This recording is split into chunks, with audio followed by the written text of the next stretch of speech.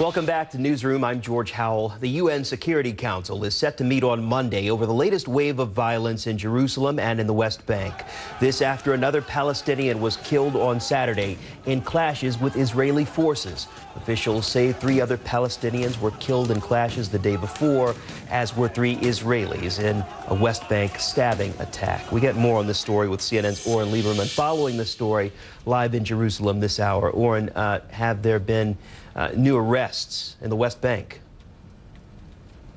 There has been a sweep from the Israeli military, specifically around and in the location of the Friday night attack on the settlement of Halamish in the northern West Bank. That's where an Israeli military official says 25 Palestinians were arrested who were suspected either of being ready to carry out an imminent attack or of being members of the Hamas militant group. So this is the response, and it's not a surprising response in that sense, from the Israeli military to try to secure the area as well as sending in more soldiers. Meanwhile, Palestinian factions have called for today to be a day of rage, and even if that call can be largely symbolic and that we don't really see the rage on the streets, it is an indication of where the situation stands right now. It is tense in the West Bank, in and around the old city of Jerusalem, and we'll see where it goes from here. There are differing reports. Palestinians have called off contacts with the Israelis at the leadership level.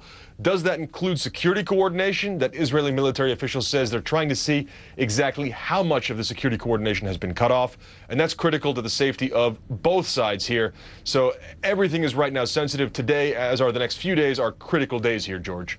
Watching this violence escalate over the past several days, Oren, if you could give our viewers some context here as to when this round of violence really started and what might have been behind it. So when you're talking about this specific round, it looks like it started about a week and a half ago when 3 Arab Israelis killed 2 Israeli police officers on the most sensitive site here, the holiest site for Jews known as the Temple Mount, and a holy site for Muslims known as the Noble Sanctuary. In response to that attack, Israel put in metal detectors to try to secure the Temple Mount / Noble Sanctuary, and that is what has suddenly created such sensitivity.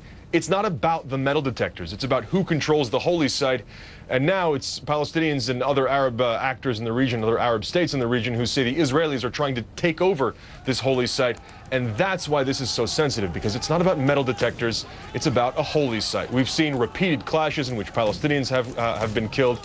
We saw the attack at that area about a week and a half ago, another attack on Friday night where 3 Israelis were killed on a settlement. And it looks like this would very much be heading towards another round of violence, and this could be the start of it. The question, what is done today to head that off as the international community, as you rightly pointed out, George, tries to get involved to keep that from happening. Just after noon in Jerusalem, Oren Lieberman live for us. Thank you for the reporting today.